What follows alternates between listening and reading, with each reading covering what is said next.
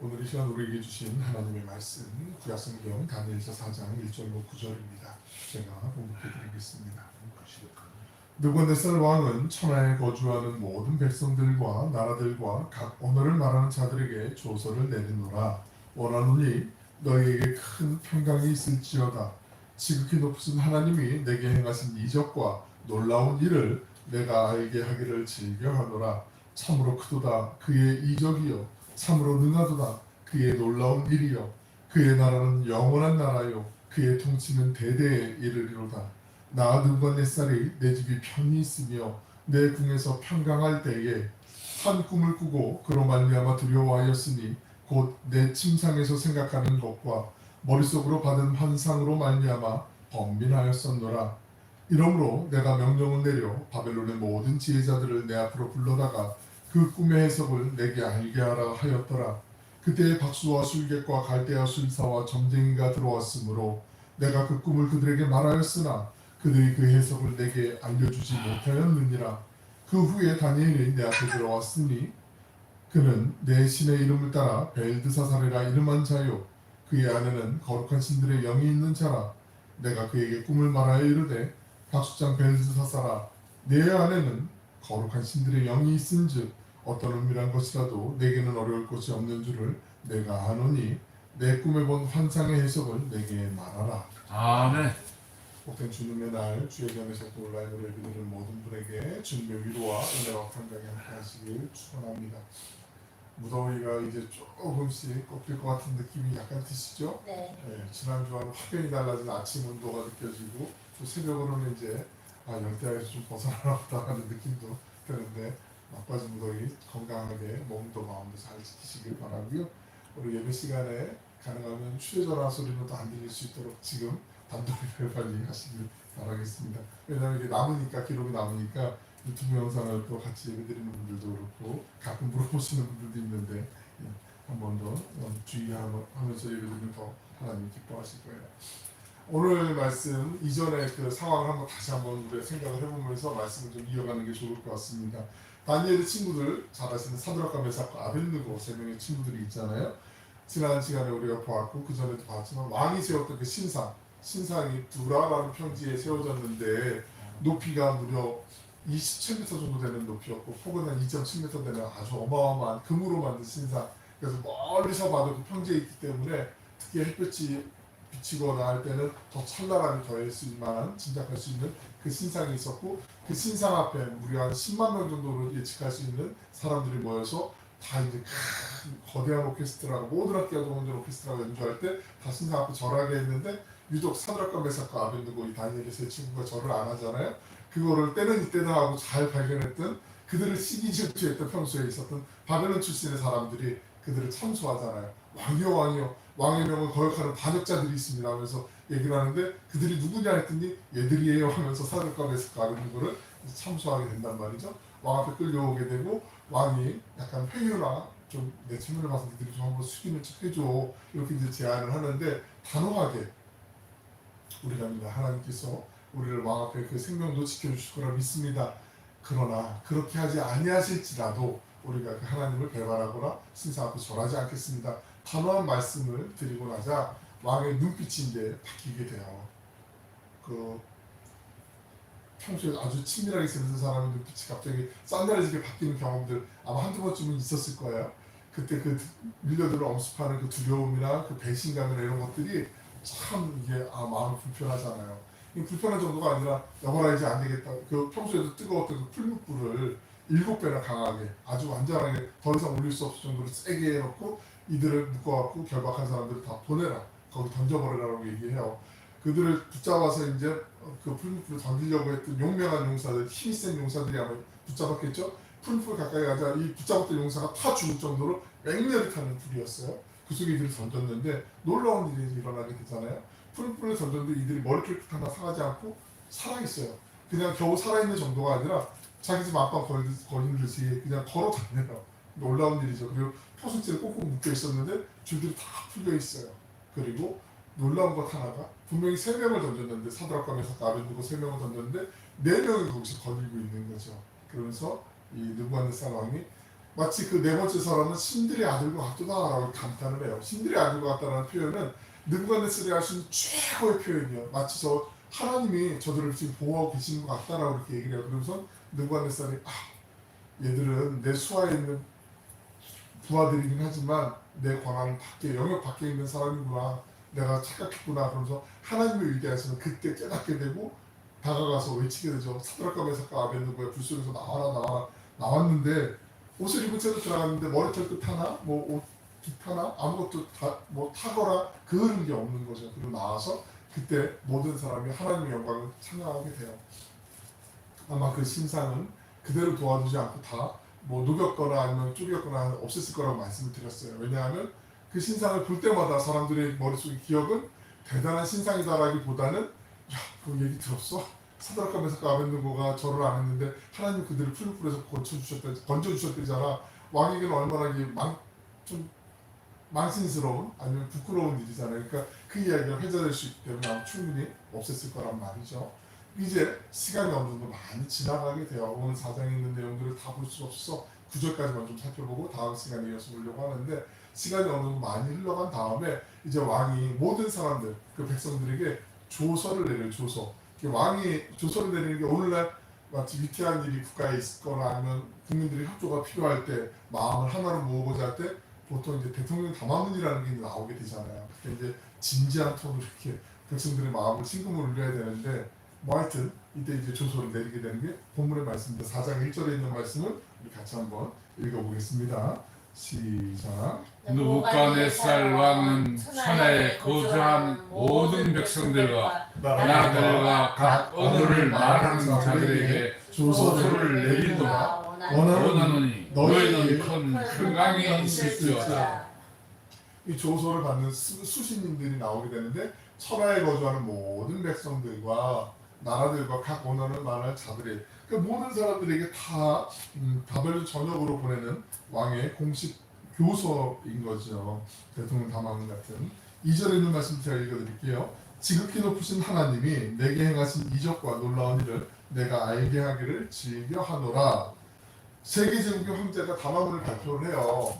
마치 미국 대통령은 미국의 국교는 지금 딱 없지만 그래도 기독교 정서가 강한 나라니까 우리가 흔히 기독교 국가라고 얘기하니까 그러니까 그러려니 할 수 있는데 불교 국가나 이슬람 국가의 나라의 대통령이나 수상이 지금 하나님을 찬양하는 내용으로 담화문을 발표한다. 이거 상당히 놀라운 일 아니에요? 그럴 수도 있죠. 그렇게 생각할 수도 있지만 상당히 파격적인 일이란 말이죠. 근데 지금 그런 상황이 펼쳐지는 거예요. 세계 대제국의 황제가 자기가 신으로 신격화해서 충분히 신으로 불리고 있는 사람이 하나님을 찬양하는 일이 지금 펼쳐지고 있는 거란 말이죠. 이전까지는 오래전 일이지만 다니엘이 자신의 꿈을 그 흉흉한 꿈을 해석해 줄 때나 아니면 사드락과 메삭과 아벳느고가 풀불에 던져져서 나올 때 그때 이 느부갓네살 왕은 그때까지만 해도 하나님을 인정하긴 해도 내가 믿는 하나님이 아니었거든요. 나의 구주를 영접하는 하나님은 아니었거든요. 그런데 시간이 지나고 난 다음에 하나님의 인정의 범위를 넘어서서 이제는 그분을 믿지 않으면 의지하지 않으면 안 되겠구나 하는 그 믿음이 생긴 거야. 작은 믿음이라도 내 방법을 하고 싶은데 이게 한계가 있는 게 너무 보이는 거예요. 그리고 하나님이라는 좋은 방법이 있는 거죠. 그러니까 굳이 하나님을 마다할 이유가 없는 거고 하나님 내가 믿어야 되나 보다 어쩔 수 없나 보다 그러면서 끌려가듯이 믿기라도 하려고 하는 그 자세 지금 느부갓네살이 지금 믿음이 생기는 단계인 거죠. 어찌 보면은 대단한 거죠. 그러니까 우리가 전도를 할 때 그런 생각이 있어요. 내가 믿은 경험이 강렬하고 강하기 때문에 사람을 꼭 믿으면 이렇게 상황이 나타나고 전개가 된다라고 생각할 때도 있지만 꼭 그렇지만 않을 때가 훨씬 더 많아요. 왜냐하면 사람의 인생이 다 똑같지 않잖아요. 외모가 다 다르듯이 하나님께서 사람을 만나주시는 것도 각 사람마다 만나주시는 방법이 조금 다를 수 있어요. 근데 그건 좀 다름이에요. 하나님을 인정하는 게 어떤 사람은 처음부터 납작 엎드려서 하나님 제가 몰랐습니다. 죄송합니다. 하나님만 믿겠습니다 하고 그렇게 철저하게 깨어지고 하나님께 나아가는 사람이 있는 반면에 인정. 조금 더 지난 다음에 더 인정.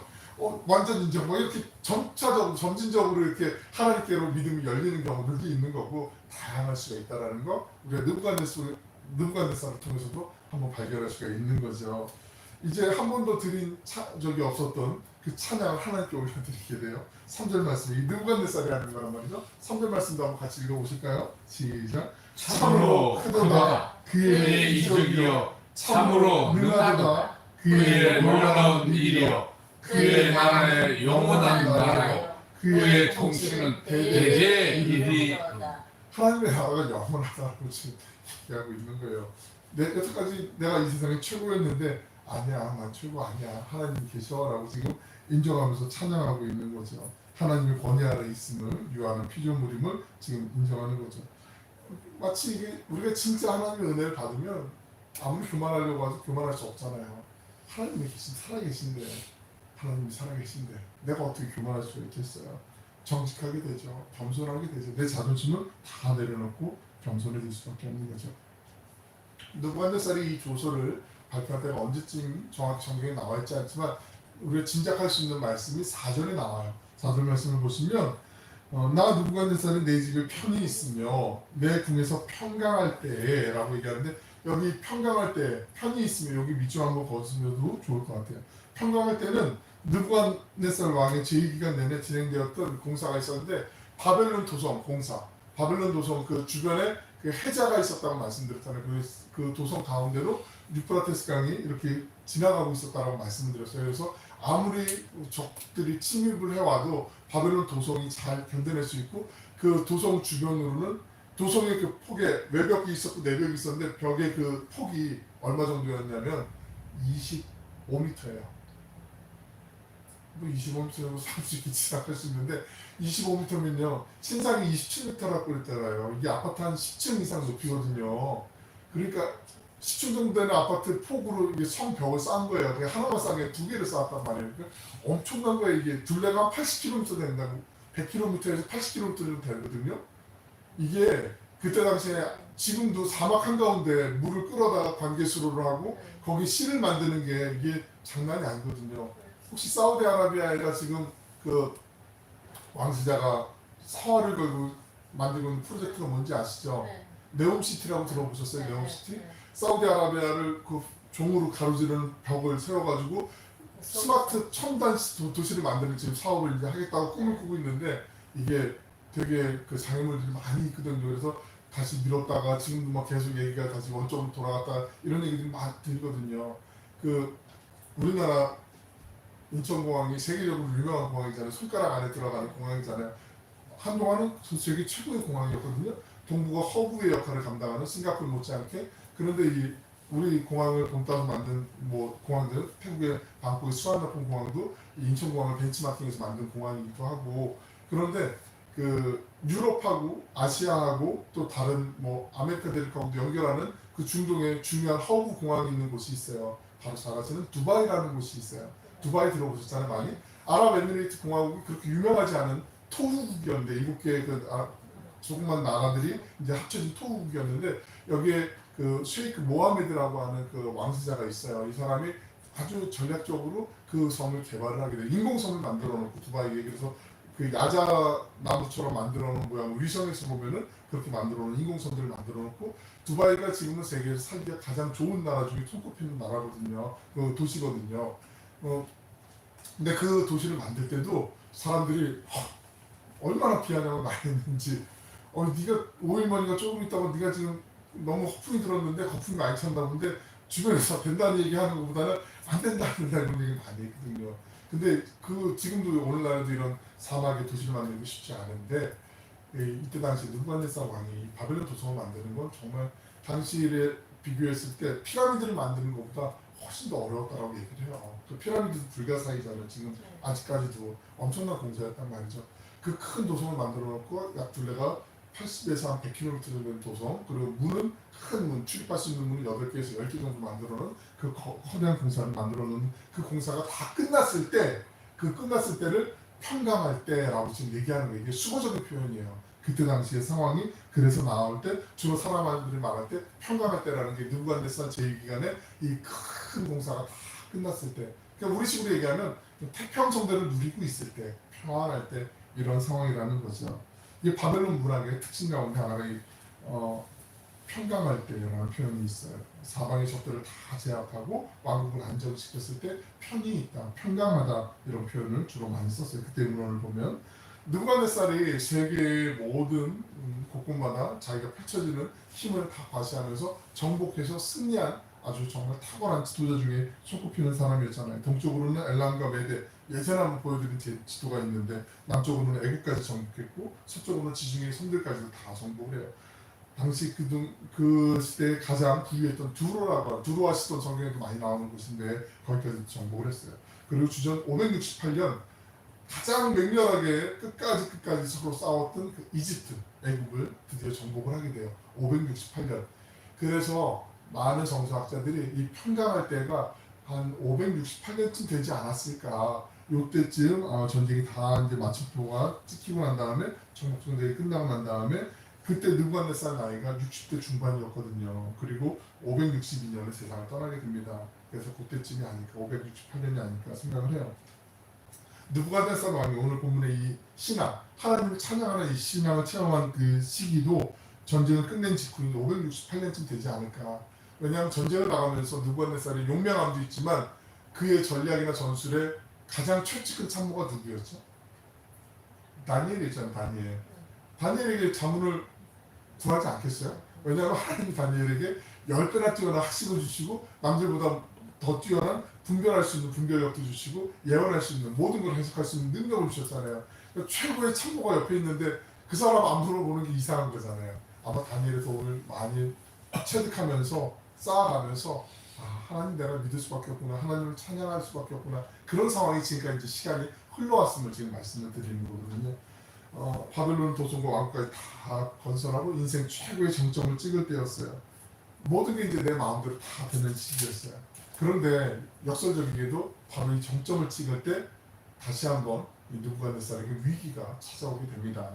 5절 말씀 한번 같이 읽어보겠습니다. 시작. 한 꿈을 꾸고 그로 말미암아 두려워하였으며 곧 내 침상에서 생각하는 것과 머릿속으로 받은 환상으로 말미암아 범민하였으노라.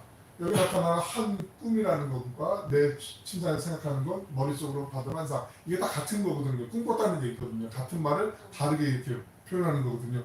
그러니까 느부갓네살에게도 중요한 키워드 중에 하나가 꿈이에요. 꿈. 이 꿈이 좋은 꿈보다는 좀 뒤숭숭한, 야 이게 뭐지? 알고 싶은데 막 몰라서 좀 답답해하는 이런 상황인데 이미 오래전에 다니엘에게 꿈을 알아맞히게 하고 또 해석도 알아맞히게 했는데 지금 그 비슷한 상황이 또 다른 위기처럼 엄습해 오는 거죠. 이게 뭔지 알면 시원할 텐데 모르니까 답답한 거예요. 그래서 범민하게 되죠. 불길한 일이 일어난 징조가 아닌가. 가장 인생의 최고의 정점, 국가적으로도 최고의 태평성대를 누리는 그 바로 평강할 때 지금 역설적으로 이런 꿈을 꾸면서 지금 다시 범민에 사로잡히는 상황이었다라는 거죠. 너무나 불안하고 두려워했던 거죠. 역사의 주관자인 하나님을 온전히 믿지 않으면 불길할 수밖에 없고 불안할 수밖에 없어요. 인정 정도까지는 해서 그치면 안 되고 내 하나님, 나의 구주를 영접하는 게 그래서 중요한 거 아니겠습니까? 만약에 누군가 확실히 하나님을 믿었으면 하나님의 뜻이 계시겠지? 어렵다게나마 그래도 그 믿는 믿음으로 기도하고 뭐 이겨내려고 했을 텐데 지금 그런 게 없단 말이죠. 믿음의 사람은 반대로 얘기하면 우리가 다 이해하지 못하고 헤아리지 못해도 하나님의 방법이 있을 것을 믿고 또 기도하는 방법을 취하지 않겠습니까? 담대하지 않겠습니까? 요한복음 14장 27절 말씀 잘 아시는 말씀 같이 한번 읽어보실게요. 주님이 주시는 말씀이잖아요. 시작. 평안을 너희에게 주노니 곧 나의 평안을 너희에게 주노라. 내가 너희에게 주는 것은 세상이 주는 것과 같이 아니하리니 너희는 마음에 근심하지도 말고 두려워하지도 말라. 아멘. 주님께서 주님을 믿는 모든 백성에게 주신 말씀이잖아요. 6절 7절에 있는 말씀 읽어드릴게요. 이러므로 내가 명령을 내려 바벨론의 모든 지혜자들을 내 앞으로 불러다가 그 꿈의 해석을 내게 알게 하라 하였더라. 그때 박수와 술객과 갈대아 술사와 점쟁이가 들어왔으므로 내가 그 꿈을 그들에게 말하였으나 그들이 그 해석을 내게 알려주지 못하였느니라. 느부갓네살 왕은 이전과 다르게 자기가 꾸었던 꿈을 예전에는 꿈도 맞추고 해석도 해보라고 얘기했는데 꿈은 이제 다 설명을 해줬어요. 알려줬어요. 해석을 이제 부탁하게 되죠. 다니엘이 누구보다 뛰어나다라는 거 느부갓네살 누구보다 잘 알고 있잖아요. 그런데 왜 이랬을까요? 한번 생각을 해보세요. 왜 다니엘에게 물어보면 금방 시원하게 알 수 있을 텐데 왜 이랬을까?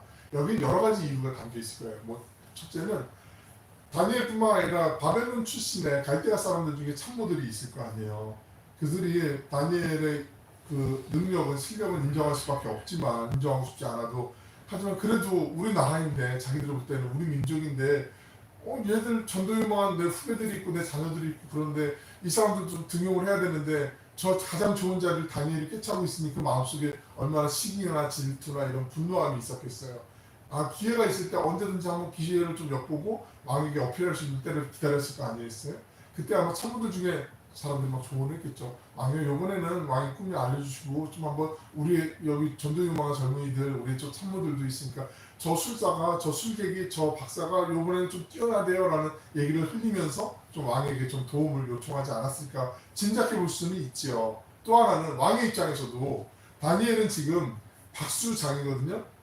박수무당 아시죠? 그 박수가 반짝을 떴는데 이 술객이 술사가 그냥 무슨 주술인이 아니라 이때 당시에 하늘의 점성과 예언할 수 있는 최고의 엘리트를 표현할 때 이 표현을 썼거든요. 그러니까 모든 지식인들의 대표였고 또 행정적으로는 국무총리였단 말이에요. 다니엘이. 그러니까 다니엘에게 두 가지의 권력이 가장 최고의 권력이 집중돼 있어요. 오히려 왕보다 더 힘이 센 현실에서는 힘이 센 사람이었거든요. 왕의 입장에서 놓고 봤을 때 내가 최고인데 다니엘을 지지하는 사람들이 늘어나거나 다니엘의 힘이 더 높아지면 견제가 되겠죠. 당연히 다니엘은 조금 한번 좀 그래도 한 걸음은 좀 멀리 물러서고 좀 힘의 어떤 균형도 좀 낮출 수 있는 그런 방법을 찾고 싶지 않았겠어요? 그러니까 여러 가지가 맞물려 있는 상황에서 지금 꿈을 해석해 주길 원하고 그래서 바벨론의 모든 술객과 술사들과 이런 사람들을 이제 다 불러서 이 꿈을 한번 얘기를 하는 거죠. 그런데 이 꿈이 인간의 힘으로 해석할 수 있는 꿈이었으면 좋겠는데 왜 그 점성술하는 사람들도 왜 이렇게 주술인들 무속인들도 그 책들이 있잖아요. 사주팔자 이런 거 보는 책들이 있잖아요. 그러면서 또 자기들이 배우는 게 있어요. 그래서 아 요거는 요거고 요건 요거고 경험에 의해서 나타난 것들을 이렇게 배워서 그래서 이해하면서 그걸 이제 뭐 좀 판단하거나 아니면 좀 이해를 해주는 설명을 해주는 이런 과정이 있겠지요. 당연히 뭐 교과서에서 참고서가 있는 것처럼 그게 아니겠어요? 신내림을 받아서 뭐 그 어떤 귀신의 힘에 힘입어서 이렇게 이해를 뭐 해주는 설명을 해주는 경우도 있겠지만 그런데 이 점성술사들이 바벨론의 술객들이 아무리 이 꿈을 이해를 하려고 해도 해석을 하려고 해도 이게 못 풀어내는 거예요. 왜냐하면 하나님이 주신 꿈이기 때문에 하나님의 꿈은 하나님의 사람이 풀 수 있기 때문에 그런 거죠. 하나님에 대해서 존재는 알고 있다 할지라도 그 하나님의 섭리를 이해하지 못하기 때문에 도저히 풀어낼 수가 없는 거죠. 그래서 이번에 꿈을 얘기해 줬으니까 자신들 나름대로 해석을 둘러댈 수도 있을 것 같은데 왜냐하면 처음 꿈을 꿨을 때 죽임을 당한 많은 그 점성술사들이 그런 약간의 잔머리를 좀 굴리려고 했는데 근데 이 사람들이 그러지 못했어요. 왜냐하면 다니엘이 그 다음에 기다리고 있다는 걸 알고 있었죠. 이 꿈을 해석해줘도 왕이 그게 좀 아닌 것 같은데 뭐지 확실하게 좀 알고 싶어갖고 다니엘에게 마지막 최종 정답을 펼쳐놓고 확인하고 싶은 그 절차가 과정이 남아있었을 거 아니에요. 그러니까 이들 입장에서는 이 술객들 입장에서는 내가 허투루 왕의 비유만 맞추려고 엉뚱한 말을 했다가 좋은 말만 했다가 립서비스만 했다가 나중에 다 이게 들통이 나버리면 내 자의적으로 해석한 게 들통이 나버리면 내 목숨은 지금 파리 목숨도 아닌 거라는 게 분명히 알기 때문에 신중을 더하는 거죠. 기하는 거죠. 그러다 보니까 이들이 선뜻 나서서 해석을 못하는 거예요. 쭈뼛쭈뼛하고 머뭇머뭇거리고 있었던 거죠. 그때 이제 마침내 왕이 답답하니까 에휴 안 되겠구나 어쩔 수 없구나 그러면서 누구를 부르죠? 다니엘을 부르죠.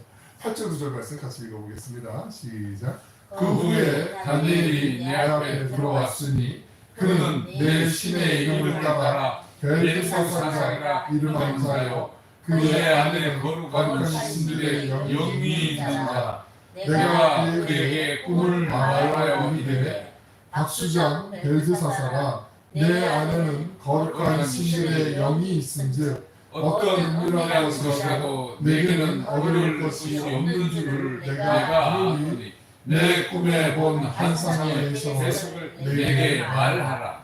앞절에 보시면 8절에 보시면 내 신의 이름을 따라 벨드사사라 이름한 자요 일부러 다니엘을 좀 낮추는 거예요. 존재감을. 왜냐하면 다니엘이 지금 하나님을 믿는 사람인 거 알아요. 유다에서 포로라는 것도 알아요. 하지만 내 신의 이름을 따라 벨이라고 하는 바벨론의 신이 있었다고 말씀드렸잖아요.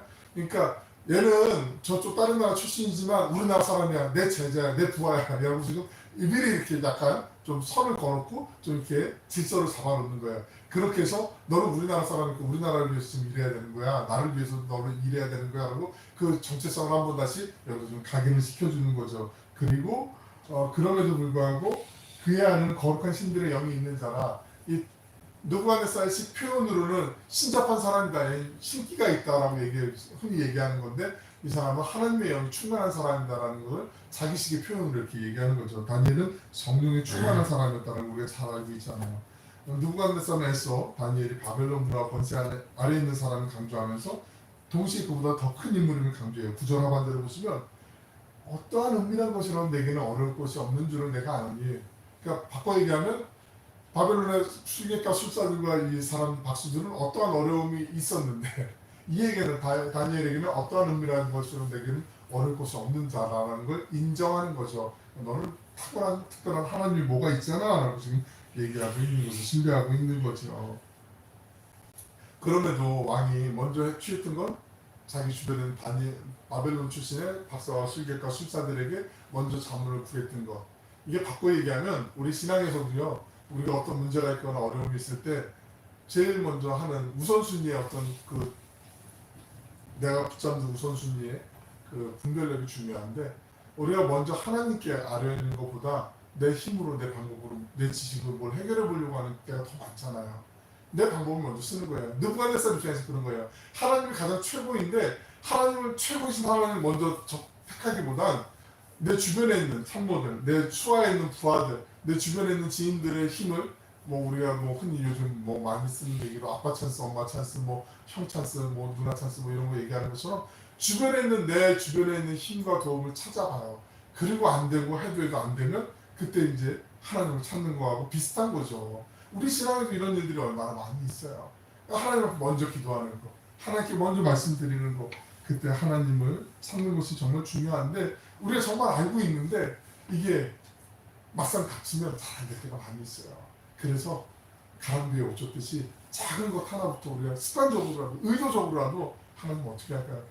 예를 들면 뭐 그런 것까지 너무 예민한 거 아니야? 그럴 수도 있는데 옷 입는 거 하나도 하나님 오늘 누가 만날지 모르는데 하나님이 그 동선도 좀 정해주시고 순서도 좀 정리해 주세요. 오늘은 어떤 색 옷을 입을까요? 오늘 어떻게 할까요? 하나하나부터 하나님 앞에 좀 기도하는 자세로 내가 마음을 먹으면 그게 습관이 되면 어떤 상황이 생겨도요 기도하는 게 먼저 튀어나오게 되어 있어요. 근데 이게 습관이 안 되면 그래? 저 내가 예전에 TV에서 봤더니 이렇게 하면 되는데 이런 생각을 먼저 할 때가 있단 말이죠. 이 우선순위 이게 정말 중요해요. 왜냐하면 하나님은 먼저 당신의 나라와 당신의 의를 구하는 것, 하나님께 먼저 기도하는 걸 먼저 중요하게 생각하시고 그것이 하나님의 방법이라는 걸 우리에게 알려주시길 계속 지금도 원하시잖아요. 하루하루 삶의 모든 순간마다 하나님께 먼저 기도하고 여쭈며 그분의 음성을 사모하며 살아가는 것, 이게 그래서 매일 중요한 거죠. 바로 그 사람에게 세밀한 주님의 음성과 주님의 마음으로 세상을 바라볼 수 있는 그 능력이 주어지는 거 아니겠습니까? 다니엘과 함께 하셨던 하나님, 그래서 하나님을 믿지 않은 사람들조차 다니엘을 존중하고 그의 탁월함을 인정했던 것 우리가 잘 알고 있잖아요. 이 시간 우리 예배드리는 모든 분들이 성령 충만해서 우리가 살면서 마주하는 그 어떤 문제도 모든 문제보다 크신 그 하나님을 바라볼 줄 알면서 문제가 되지 않음을 믿음으로 고백하고 선포하면서 주님이 주시는 은혜와 평강, 살아계신 하나님께 영광 돌리는 우리의 삶의 걸음걸음이 되셔서 하나님의 영광을 아름답게 쓰임받는 복된 인생과 가정 우리의 삶이 되시길 주님의 이름으로 간절히 축원합니다. 기도하겠습니다. 사랑하고 풍성하시고 자비로우신 아버지 하나님, 한결같은 하나님을 향한 사랑과 믿음을 간직하며 세상에서 성실하게 살아온 다니엘을 우리가 잠시 나누었습니다. 우리 오늘 교회를 출입하는 모든 믿음의 백성들이 다니엘과 친구들처럼 성령의 충만함으로 살아가게 하여 주시고 하나님과 동행하며 하나님을 믿는 믿음으로 세상을 넉넉히 이기는 복된 인생이 되게 하여 주옵소서. 문제가 찾아오고 어려움이 찾아올 때 그 문제만 어려움만 보고 한숨 쉬고 내 힘과 방법으로 해결하려고 하기보단 먼저 하나님께 기도하며 하나님의 뜻을 구할 때 하나님이 이미 여호와 이레로 행하여 주시고 이미 펼쳐가 주실 그 은혜를 바라보며 임마누엘 주님과 동행하면서 주님이 여기까지 나를 인도하여 주셨음을 감사하며 찬양 올려드리는 에베네셀의 그 하나님을 찬양하는 믿음의 증인들이 증거자들이 되게 하여 주시옵소서. 그리에 가서 주님을 기대하며 찬양하며 감사드리며 예수님의 이름으로 기도 올리옵나이다. 네.